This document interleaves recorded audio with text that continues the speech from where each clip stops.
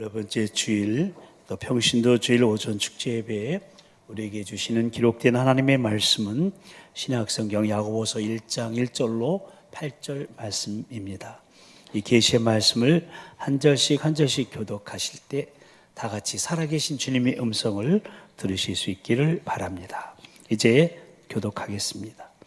하나님과 주 예수 그리스도의 종 야고보는 흩어져 있는 12지파에게 문안하노라. 내 형제들아, 너희가 여러 가지 시험을 당하거든 온전히 기쁘게 여겨라. 이는 너희 믿음의 시련이 인내를 만들어내는 줄 너희가 알미라. 인내를 온전히 이루라. 하는 너희로 온전하고 구비하여 조금 더 부족함이 없게 하려 함이라. 너희 중에 누구든지 지혜가 부족하거든 모든 사람에게 후히 주시고 꾸짖지 아니하시는 하나님께 구하라. 그리하면 주시리라. 오직 믿음으로 구하고 조금 더 의심하지 말라. 의심하는 자는 마치 바람에 밀려 요동하는 바다 물결 같으니 이런 사람은 무엇이든지 주께 얻기를 생각하지 말라. 그 마음을 품어 모든 일에 정함이 없는 자로다. 아멘. 아멘. 오늘은 우리 교단에서 지키는 평신도 주일인데요. 평신도 주일은 평신도들이 교회 안에서 목회자들과 더불어 하나님 나라의 동역자들로 각자에게 주어진 소명을 확인하는 날이 되겠습니다. 평신도는 목회자와 대비되는 일반 성도들을 총칭하는 단어로서 목회자와 더불어 하나님 나라를 세워가는 그야말로 거룩한 성직을 담당하는 사역자요 동역자이기 때문에 평신도 사역자, 평신도 동역자라는 말이 생겨나게 되었고 우리 교회도 평신도를 동역자로 세우는 교회를 첫 번째 사역 비전으로 삼고 있는 것입니다. 신학자 한스킹은 목회자가 교회를 향해서 파송된 성직자라면 평신도는 세상을 향해서 파송된 성직자라고 말했는데, 그러니까 목회자는 교회로 부름받은 즉 모이는 교회의 평신도를 훈련시켜 세상으로 파송해야 하는 성직자이고, 평신도는 훈련받아 세상으로 보냄받은 즉 흩어지는 교회로 파송되어 세상을 변화시켜야 하는 성직자라는 말이 되겠습니다. 모쪼록 오늘 평신도 주일에 교회와 하나님 나라 확장을 위해 특별히 다음 세대를 위해 그 책임과 사명을 다해야 되는 평신도 동역자임을 다시금 자각하며 다음 세대의 브릿지로 견고하게 서 있으시게 되기를 주님의 이름으로 간절히 축원합니다. 아멘. 오늘 함께 나눌 다음 세대 브릿지의 신앙 인격과 삶의 열매 두 번째는 고통에도 불구하고 맺혀지는 희락입니다. 성령의 열매의 첫 번째 속성이 지난주에 사랑에 대해서 이어 오늘 두 번째 속성이죠. 한번 따라서 하실까요? 고통에도 불구하고 맺혀지는 희락. 고통에도 불구하고 맺혀지는 희락. 아멘. 그렇습니다. 고통 가운데서도 기뻐할 수 있는 성령의 열매가 바로 하늘의 기쁨이요 영원한 기쁨인 희락인 것입니다. 근데 사람들은요, 행복 또는 기쁨을 약을 통해 얻을 수 있다고 생각하고 소위 행복을 만드는 약이라고 해서 해피메이커를 발명했습니다. 이 약은 주로 우울증을 치료하기 위해서 쓰이는 항우울제의 일종인데요, 인간의 정서를 관장하는 신경 전달 물질인 세로토닌을 조절하여서 슬픔 기능을 약화시키고 우울증을 치료하는 효과가 있다고 합니다. 프로젝으로 대표되는 이들 해피메이커는 전 세계 시장에서 가장 많이 팔리는 10대 의약품에 들어갈 만큼 인기가 높습니다. 그런데 행복이라는 감정마저도 약으로 조절할 수 있다며 주목을 받은 이런 해피메이커는요, 심각한 부작용이 드러나고야 말았습니다. 가령 총기 난동 사고, 가끔 여러분 뉴스에 보시잖아요. 이 사고를 저지른 사람들 또는 자살 등으로 사회 물의를 일으킨 사람들의 상당수가 이 약을 장기 복용하고 있었다고 하는 것입니다. 예를 들면 1999년 미국을 들끓게 했던 콜럼바인 고등학교 총기 난사 사건의 주범인 에릭 해리스라든지 영국의 다이애나비를 죽음으로 이끈 운전사 앙리 폴, 또 미국 켄터키주 루이스빌 총기 난사로 9명을 사망케 한 조셉 웨스베커, 미국 펜실바니아 주에서 잠자던 조부모를 할아버지 할머니를 총기 난사한 12살 소년 크리스토퍼 피트맨 등이 모두 이 약을 장기 복용하고 있었다고 하는 것입니다. 그래서 미국과 영국의 보건당국은 이들 약물의 유해성을 공식적으로 인정하게 되었는데요. 이렇듯 인위적으로 만든 행복 또는 기쁨은 오래가지 못할 뿐더러 그 부작용으로 더 심각한 결과를 초래하고 있음을 보게 됩니다. 우리는 이런 차원의 기쁨을 쾌락이라고 말하는 겁니다. 그런데 요한은 다른 차원의 기쁨이 있는데 그것이 바로 오늘 우리가 나누고자 하는 성령의 열매 두 번째 속성인 희락인 것입니다. 쾌락이 순간적인 기쁨이라면 희락은 영원한 기쁨입니다. 쾌락이 소유를 얻는 데서 있는 기쁨이라면 희락은 존재 자체에 대한 기쁨입니다. 쾌락이 환경의 지배를 받는 기쁨이라면 희락은 환경을 초월한 기쁨입니다. 쾌락이 만들어진 인위적 기쁨이라면 희락은 주어지는 은총적 기쁨입니다. 그러므로 쾌락은 세속적인 기쁨이요 희락은 신령한 기쁨인 것입니다. 그래서 우리 신앙인격과 삶에 맺어야 될 희락은 지난주에 나눈 아가페 사랑과 마찬가지로 오직 성령의 역사를 통해서만 가능한 성령의 열매인 것입니다. 아멘. 근데 이 희락에 해당하는 헬라어는 카라예요. 다 같이 카라. 하라. 그 뜻이 세상에서는 여전히 모순과 악이 존재하고 내 삶 속에 고통이 있지만 구세주가 오신다는 기대에서 오는 기쁨이라는 뜻입니다. 그러므로 희락은 종말론적인 기쁨이라고 할 수 있으며 그래서 이 기쁨은 소유한 자는요 어떤 고통스러운 환경에도 불구하고 소망 가운데 그 기쁨을 빼앗기지 않을 수 있다는 거예요. 그래서 희락은 한마디로 고통에도 불구하고 맺혀지는 성령의 열매라는 거예요. 아멘. 우리가 인생을 살다 보면요 갑작스러운 어려움을 경험할 때가 있습니다. 예수를 믿고서도 경제적 어려움을 겪을 수 있습니다. 때로 질병으로 고생하고 사랑하는 사람을 잃을 수도 있습니다. 억울하게 오해받기도 하고 실직으로 온 가족이 고난을 당할 수도 있습니다. 그래서 오늘 본문에서 야고보 사도는 내 형제들아 너희가 여러 가지 시험을 당하거니라고 하면서 믿는 우리들도 여러 가지 시험을 당할 수 있다고 말하는 거예요. 근데 그때 그 시험을 당할 때 온전히 기쁘게 여기라고 말하고 있는 거예요. 하지만 여러분 도대체 그 시험의 때 어떻게 기뻐할 수 있다는 말입니까? 그런데 오늘 성경은 가능하다고 말합니다. 우리가 환난이나 역경 중에서도 성령의 역사를 통해서 기쁨의 열매를 맺을 수 있다고 가르치고 말씀하고 있는 겁니다. 아멘. 로마서 5장 3절 4절 우리가 환난 중에도 즐거워하나니 이는 환난은 인내를 인내는 연단을 소망을 이루는 줄 알았기 때문이라고 말합니다. 그러니까 환난은 궁극적으로 소망을 실현할 수 있다는 것이죠. 그리고 이어지면서 5절에서 그 소망이 우리를 부끄럽게 하지 아니하면 우리에게 주신 성령으로 말미암아 하나님의 사랑이 우리 마음에 분부되었기 때문이라고. 그러니까 환난과 고통 가운데서도 우리가 기뻐할 수 있는 것은 그 환난이 우리를 부끄럽게 하지 않고 궁극적으로 소망을 실현하기 때문에 그것이 성령님의 역사이기 때문에 가능하다는 것입니다. 아멘. 아멘. 제가 자주 이분에 대해서 말씀드립니다만 세계적으로 유명한 유태인 의사이자 심리학자인 빅터 프랭클 박사는 나치 독일 치하에서 말할 수 없는 고문과 핍박을 받았어요. 여러분도 책이나 또 드라마나 영화를 통해서 그 아주 고통을 봤을 거예요. 그럼에도 불구하고 그는 마음의 평정을 잃지 않았고 생사의 갈림길을 잘 통과할 수 있었다는 것이죠. 전쟁이 끝났습니다. 누군가 그에게 이런 질문을 던졌습니다. 선생님, 말할 수 없는 고통과 핍박을 받으면서도 인간다운 모습을 잃지 않고 결국은 그 모든 시련을 이겨낼 수 있었던 비결이 무엇입니까? 이에 프랭클 박사는 이렇게 대답했습니다.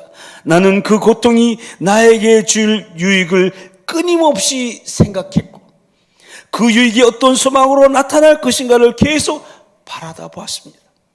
그런 까닭에 나는 좀 더 연단된 자세를 가질 수 있었고 하나님에게 그 소망을 보여달라고 기도했고 그 소망을 주야로 묵상했습니다.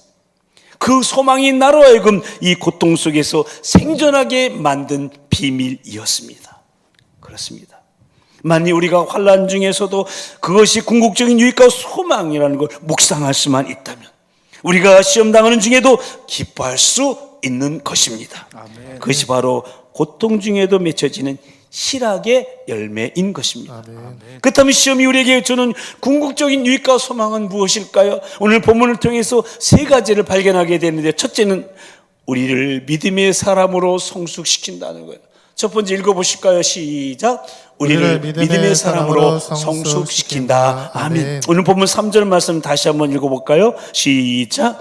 이는 너희 믿음의 시련이 인내를 만들어내는 줄 너희가 알미라. 아멘. 여기 시련이라는 다른 말로 하면 테스트예요. 그러니까 야고보 사도는 지금 시험을 믿음의 테스트라고 말하고 있는 거예요.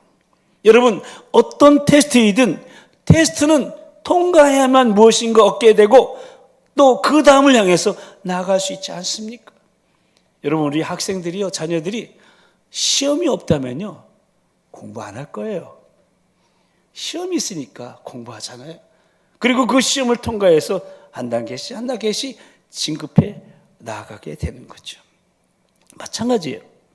우리의 믿음도 테스트라는 과정을 통과하면서 연단되어서 세상을 이길 견고한 믿음으로 세워져서 나가게 되는 거예요.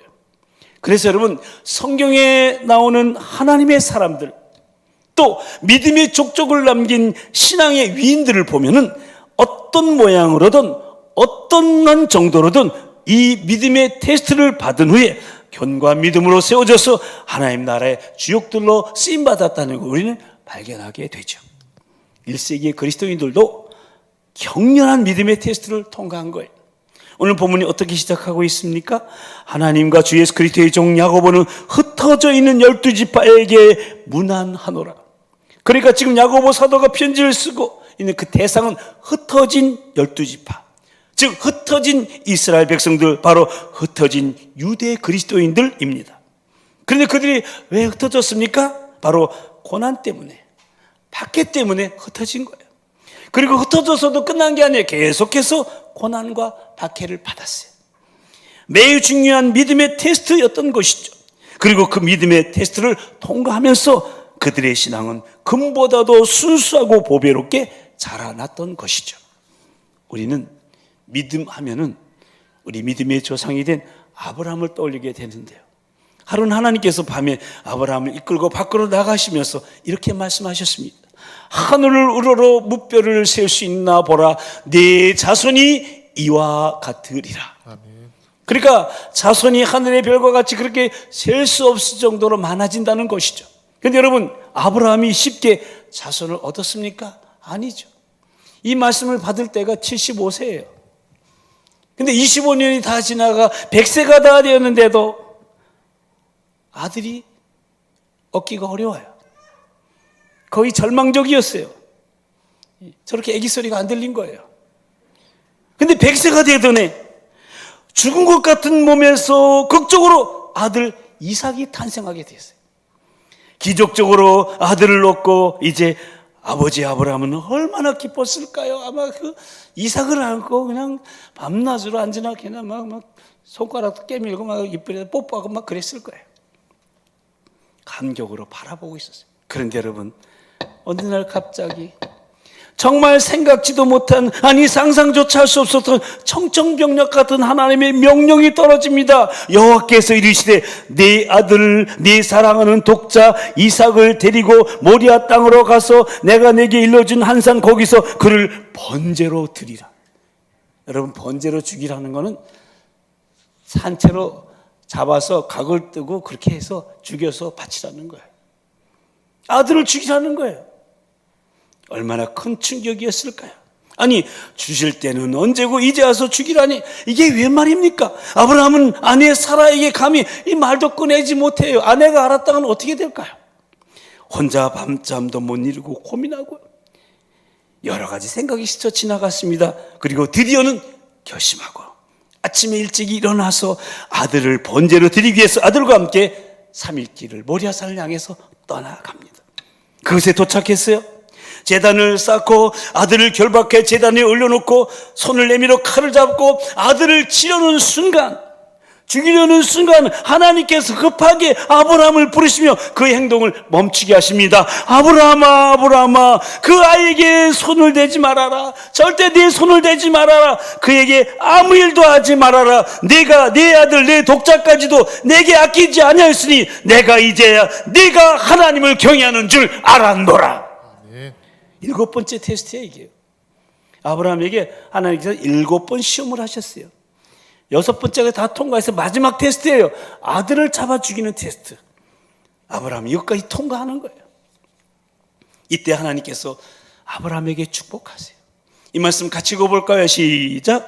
내가 나를 가리켜 맹세하노니 내가 이같이 행하여 내 아들 내 독자도 아끼지 아니하였은즉 내가 네게 큰 복을 주고 내 씨가 크게 번성하여 하늘의 별과 같고 바닷가의 모래와 같게 하리니 내 씨가 그 대적의 성문을 차지하리라.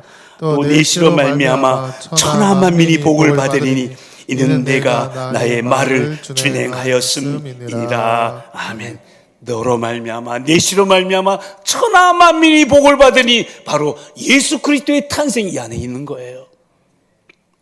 그렇다면 여러분, 하나님께서 왜 아브라함에게 이런 시험을 하셨을까요? 이유는 단 하나예요. 아브라함의 믿음을 견고히 하시려는 거예요. 믿음이 조상이 될 만한 성숙한 믿음의 사람으로 세우시기 위함이었던 것입니다. 아멘. 그래서 오늘 본문 6절에도 오직 믿음으로 구하고 조금 더 의심하지 말라. 의심하는 자는 마치 바람에 밀려 요동하는 바닷물결 같으니라고 말씀하시면서 믿음의 사람이 되는 것의 중요성을 강조하고 있는 겁니다. 그렇습니다. 사랑하는 도봉가족 여러분, 시험은 아프고 고통스러운 것입니다.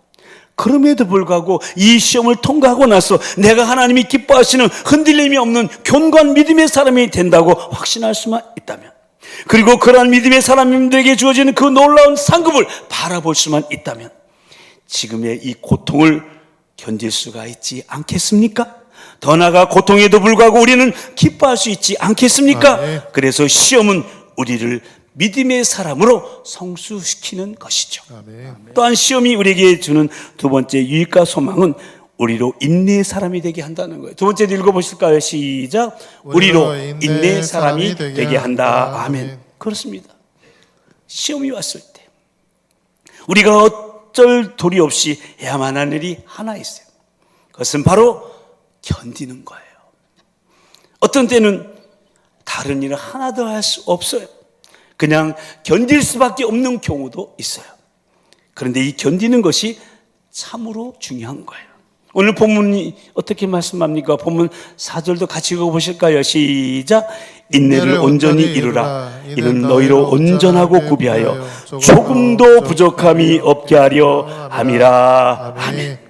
그러니까 시험 당할 때 우리가 인내해야 될 이유는 그 시험을 통해 온전하게 구비하여 조금도 부족함이 없는 인격으로 세워져 하나님의 뜻을 이루는, 그야말로 하나님께 쓰임받는 사람이 되도록 하려는데 있기 때문인 거예요. 여러분, 여기서 인내라는 헬라어 단어는 휘포모네예요. 이 말은 휘포, 즉 뭐뭐 아래서, 메노, 머문다라는 합성어예요. 그러니까 우리를 짓누르고 있는 고통스러운 환경에도 불구하고 계속 그 자리에 성실하게 머무는 것, 이것이 바로 인내라는 거예요. 근데 사실 우리 대부분이 시험을 만나면은 인내하기보다는 회피하고 서둘러서 일을 해결하고 쉬려다가 더 큰 고통을 당하기도 하지 않습니까? 믿음의 조상된 아브라함도 잘 인내하지 못할 때가 있었어요. 오랜 시간을 기다려도 아들이 태어날 기회가 보이지 않으니까 이 아브라함은 나름대로 생각해 보았습니다. 하나님이 아마도 본초인 사라를 통해서가 아니라 다른 사람을 통해서도 아들을 주시려나 보다. 그런데 이러한 생각은 명백한 자기 합리화였어요. 아브라함은 하나님의 약속에 대해서 인내하지 못했고 사라의 여종이 있던 하갈을 통해서 아들을 얻었어요. 그 아들 이름이 바로 이스마엘이지요. 이렇게 아브라함은 자신의 방법으로 아들을 얻는 데는 성공했습니다. 그러나 하나님은 또 그 아들이 약속의 아들이 아니라고 말씀하시면서 때가 되자 하나님이 약속하신 아들 이삭을 주셨어요. 그 후에 어떻게 되었습니까? 우리가 잘 알고 있는 것처럼 이스마엘과 이삭 사이에 갈등이 생겨났고 그 갈등은 지금까지 오늘날까지도 아랍과 이스라엘 민족 간의 갈등의 역사로 계속 이어져 내려오고 있지 않습니까? 바로 아브라함이 인내하지 못했기 때문에 그런 거예요.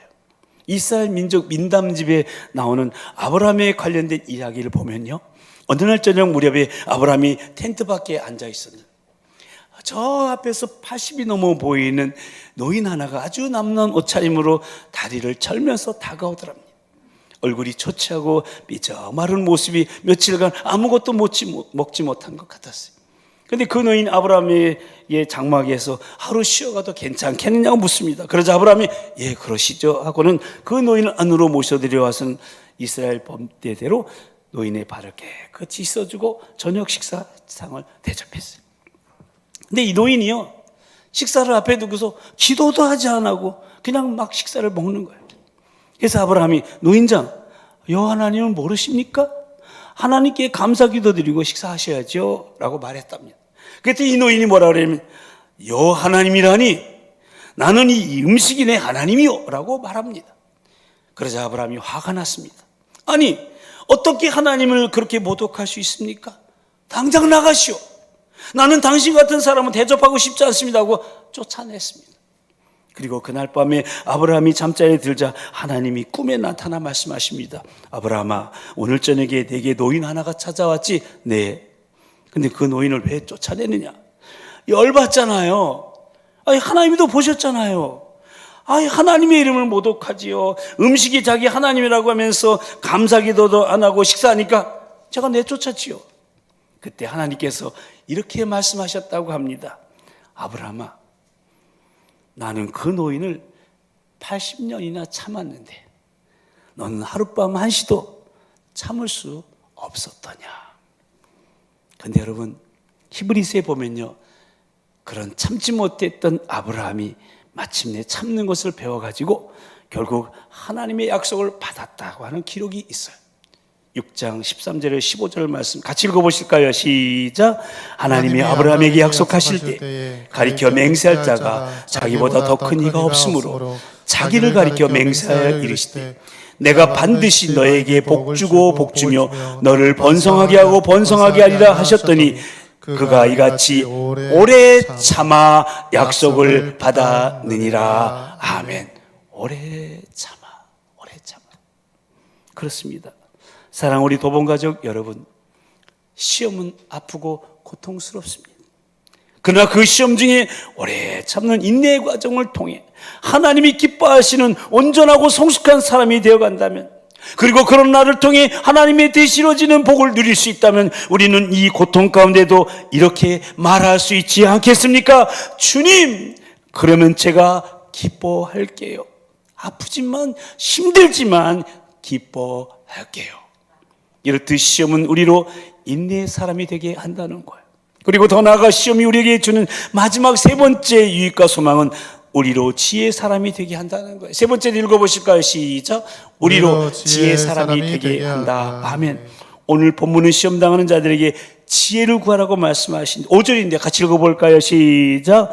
너희 중에 누구든지 지혜가 부족하거든 모든 사람에게 후히 주시고 꾸짖지 아니하시는 하나님께 구하라. 그리하면 주시리라. 아멘. 그렇습니다. 시험 당할 때 우리가 구해야 될 것은 바로 지혜입니다. 근데 우리들 대부분 시험을 당할 때 먼저 이 시험을 끝내고 이 고난을 물리쳐 달라고 기도하게 되잖아요. 근데 오늘 야고보서 사도는 그때 시험의 때, 고통의 때, 고난의 때 지혜를 구하라고 말씀합니다. 이 지혜는요, 지식하고 다른 거예요. 지식이 어떤 사물이나 상황을 분석하는 능력이라고 한다면 지혜는 그 분석한 것을 우리의 실생활에 적용시키는 능력을 말하는 거예요.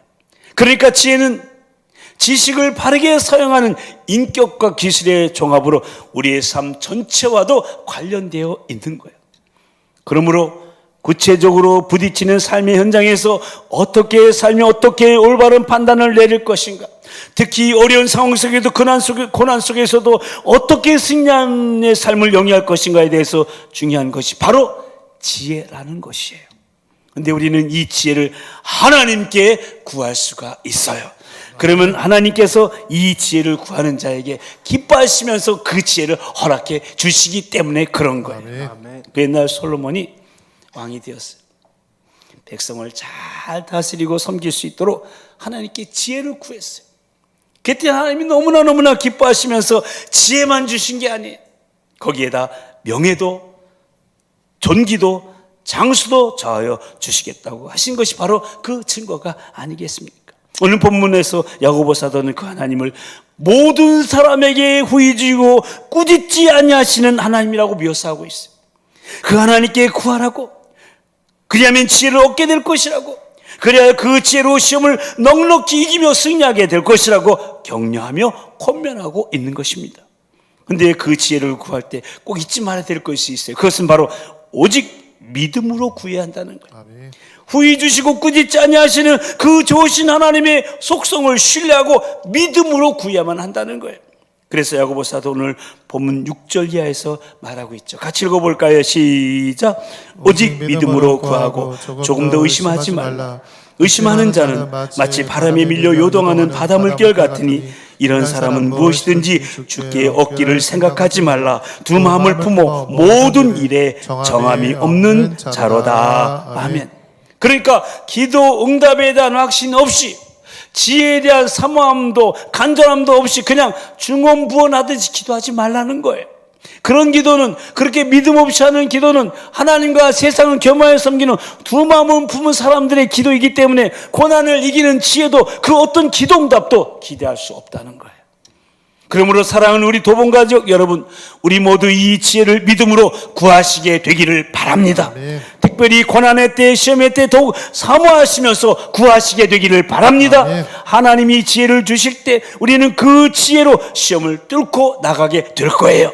그리고 그 시험을 통과했을 때 우리는 더욱 지혜로운 사람으로 주님 앞에 서게 될 것입니다. 아멘. 중세시대 한 수도원에 존경받는 나이 많은 노 수도사가 정원에서 지금 흙을 고르고 있어요. 그때 이제 막 그 수도원에 들어온 지 얼마 되지 않는, 아직은 좀 건방지고 교만한 구석이 있는 젊은 수도사가 그에게 다가옵니다. 그러자 그 나이 많은 노 수도사가 젊은 수도사에게 이렇게 말합니다. 자네 이 딱딱한 흙 위에다 물을 좀 부어주겠나? 그래서 젊은 수도사가 여기다 물을 부었습니다. 근데 흙이 딱딱하니까 물이 흙 속에 스며드는 게 아니라 그냥 옆으로 다 흘러가 버리고 맙니다. 이때 이 나이 많은 수도사는 옆에 있는 망치를 집어들더니 그 딱딱한 흙덩이를 깨기 시작해요. 그러니 그 산산조각으로 부서진 흙을 모아놓고 젊은 수도사에게 다시 한번 물을 부어보라고 했습니다. 그러자 물이 잘 스며들었고 부서진 흙이 뭉쳐지기 시작하는 거예요. 그 광경을 보면서 이 나이 많은 노수도사가 이렇게 말합니다. 이제야 흙 속에 물이 잘 스며드는구만. 이제 여기에 씨가 뿌려진다면 그 씨는 반드시 꽃을 피우고 열매를 맺을 것이야. 우리 인생도 역시 마찬가지라네. 우리가 깨어져야, 우리가 부서져야 하나님은 거기에 물을 주실 수가 있고, 그럴 때 거기에 씨가 떨어지고 꽃이 피고 열매를 맺힐 수가 있는 거지. 우리 수도사들은 이것을 깨어짐의 영성이라고 얘기한다네. 한번 따라서 하실까요? 깨어짐의 영성. 깨어짐의 영성. 그렇습니다. 사랑하는 우리 도봉가족 여러분, 교만한 마음 속에는 하나님께서 역사하실 수가 없습니다. 그래서 때때로 하나님 우리를 깨트리십니다. 그래서 깨지고 부서질 때 아프고 고통스럽지만 그 고통 가운데에서도 교훈을 받으며 그 시험을 통해서 마침내 주님이 나에게 이루실 그 소망을 바라볼 수만 있다면, 그리고 그 시험을 통과한 후에 하나님이 기뻐하시는 견고한 믿음의 사람, 인내의 사람, 지혜의 사람으로 세워져서 하나님의 뜻을 이루어드리며 하늘의 상급을 받은 자로 서게 되는 성숙한 우리 자신의 모습을 바라볼 수만 있다면, 여러분, 오늘 당하는 시험의 폭풍우 속에서도 우리는 노래할 수 있지 않겠습니까? 울면서도 찬양할 수 있지 않겠습니까? 이것이 바로 고통에도 불구하고 맺혀지는 성령의 열매, 바로 희락인 것입니다. 아멘. 2부에게 매를 마쳤어요. 제 방에 누가 오셨어요. 목사님 기도해 주세요. 다음 주일날 수술하게 돼요. 목사님 오늘 2부 설교의 그 메시지는 저를 위한 메시지였습니다. 처음부터 끝까지 저를 위한 말씀이었습니다 하면서 기도받고 가셨어요. 모처럼 이 가을, 아니 우리의 남은 인생 동안 이러한 희락의 열매를 많이 맺으시는, 그리하여 고통에도 불구하고 기뻐하는 저와 여러분의 모습을 통해 많은 사람들이, 특별히 우리 다음 세대가 주께 돌아오는 영혼의 열매를 풍성히 거두는 다음 세대의 브릿지요 평시도 동역자들이 다 되시기를 참 기쁨의 근원 되시는 우리 주님의 이름으로 간절히 축원합니다. 아멘. 우리 함께 기도하십시다. 여러분, 우리가 인생을 살다 보면 갑작스러운 경제적 어려움을 겪기도 하고요, 때로 질병으로 고생하고 또 사랑하는 사람을 잃기도 합니다. 억울하게 오해받기도 하고요, 실직으로 온 가족이 고난을 당하기도 합니다. 믿었던 사람이 등을 돌리기도 하고요, 신앙생활 좀 잘해보려고 하면 의욕을 상실시키게 하는 문제가 터지기도 합니다. 이러한 일을 당하게 되면 대부분 우리의 얼굴에는 웃음이 사라지고 마음은 낙담과 좌절과 실망으로 고통을 경험하게 됩니다. 그래서 자기 합리화로 또는 사람들을 그리고 상황들을 피하게 되고요, 삶에 대한 선한 의지조차 버리고 자포자기하는 심령으로 숨어버리게 됩니다. 그런데 성경은 말합니다. 그럴 때 도리어 기뻐하라고, 온전히 기쁘게 여기라고. 우리의 자연스러운 감정으로는 불가능하지만 우리 속에 계시는 성령님으로 말미암아 우리는 그런 상황에도 기뻐할 수 있다고. 그것이 포도나무 대신 예수님에게 붙어있는 가지인 우리 그리스도인의 삶이라고. 그것이 고통에도 불구하고 맺혀지는 성령의 열매인 희락을 경험하는 삶이라고.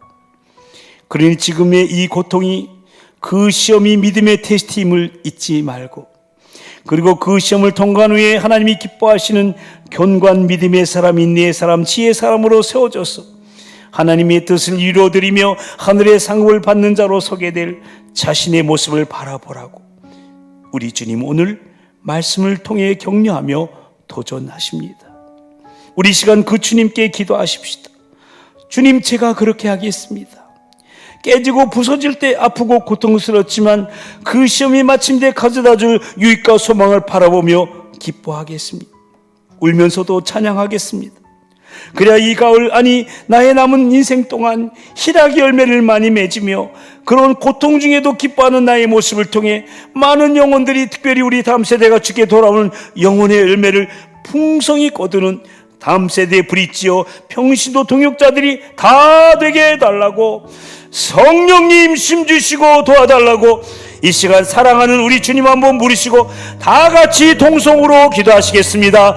주여, 사랑과 자비와 은총의 주님, 아버지 하나님, 각잡스러운 어려움을 겪기도 하고 질병으로 고생하기도 하고 사랑하는 사람을 잃기도 하고 억울하게 오해받을 때도 있고 실직으로 많은 고난을 당하기도 하며 믿었던 사람에게 배신도 당하기도 하고 신앙생활 좀 잘하고 하려면 그 의욕을 꺾는 그런 상실시키는 문제가 터지기도 합니다.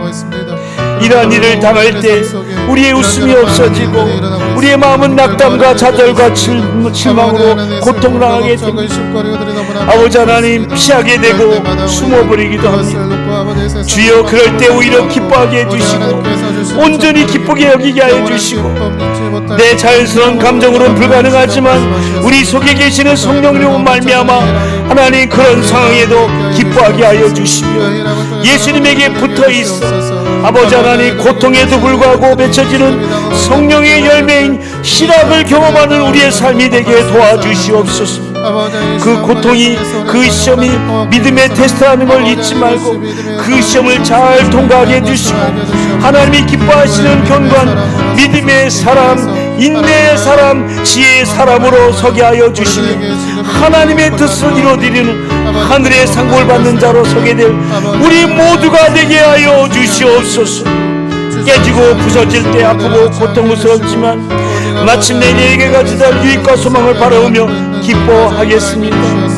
눈물 나지만 울면서도 찬양하겠습니다.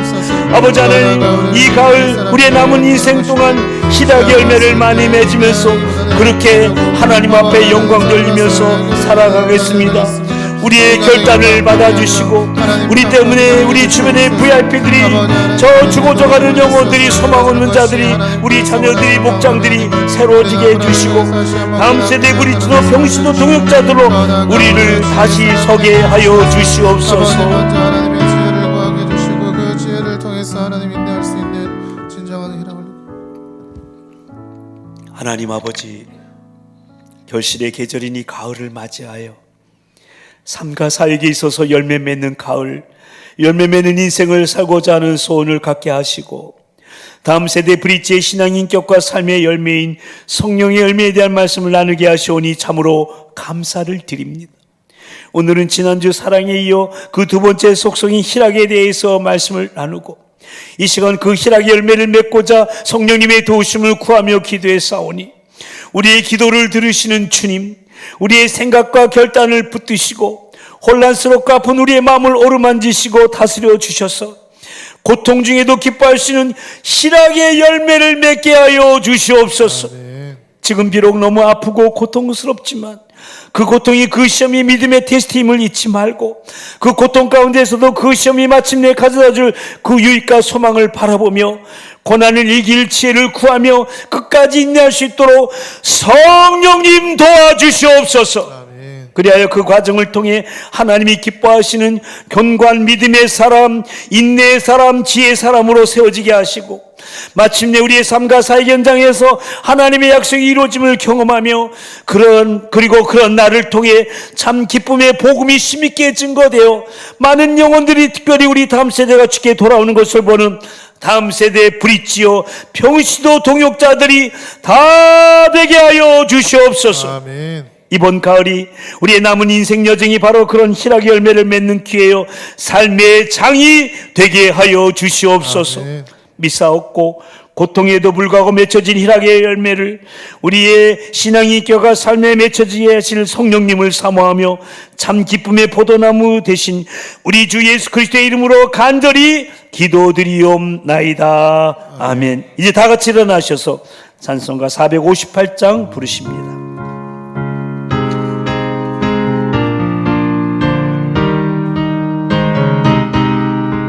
너희 마음에 슬픔이 가득 차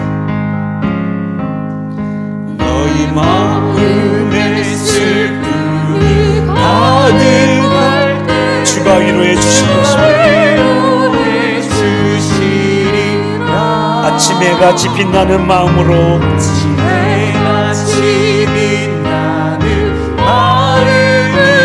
너 십자가 지고 가라. 참 기쁜 마음으로 십자가 지고 가십시오.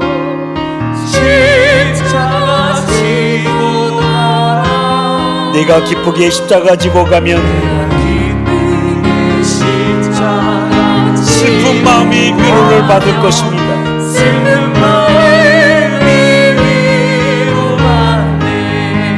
때를 따라서 주신 은혜로서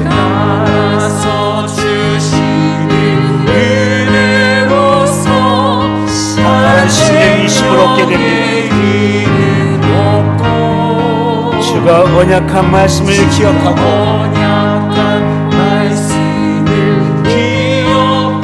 너 십자가 지고 가라.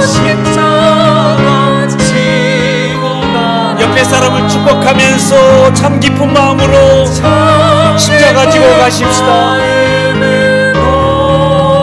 십자가 지고 가라.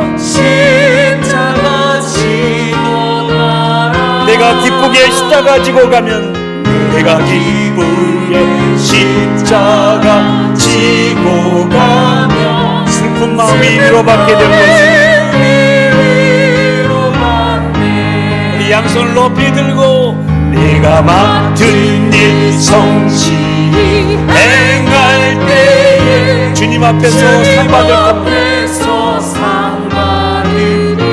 주가 베푸신 은혜를 감사하며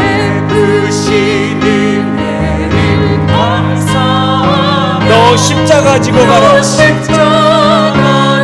우리 양손을 가슴에 얹고 참 기쁜 마음으로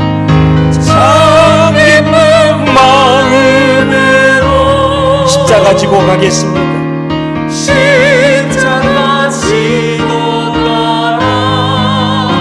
내가 기쁘게 십자가 지고 슬픈 마음이 위로받을 겁니다. 내가 기쁘게로 바꿔서 내가 기쁘게 십자가 지고 가며 슬픈 마음에 위로받네. 아멘 아멘. 이제는 우리를 구원하시려 생명까지 내어버리신 우리 주 예수 그리스도의 그 크신 구속의 은혜와 우리를 위해 독생자를 아낌없이 내어주신 하나님 아버지의 그 극진하신 사랑하심과 지금도 우리 함께 하시며 우리의 신앙이 인격과 삶의 열매 맺게 하시는 성령님의 역사하심과 교통하심이 이 가을 고통에도 불구하고 맺혀지는 희락의 열매를 풍성히 맺고자 지금의 여러 가지 시험이 믿음의 테스트임을 잊지 않고 인내로서 잘 참으며 하나님이 기뻐하시는 지혜를 구하며 무엇보다도 시험을 통과한 후에 하나님의 약속을 받을 더 성숙한 믿음의 사람, 인내의 사람, 지혜의 사람이 된 나의 모습, 그리고 그런 나를 통해 영혼들이 특히 우리 다음 세대가 주께 돌아오게 될 것을 바라보면서 소망 가운데 기뻐하기로 다짐하는 우리 모든 도봉가족들을 위해, 특히 우리 다음 세대의 자녀들을 위해 이제부터 영원토록 함께하여 주옵시기를 간절히 축원하옵나이다. 아멘.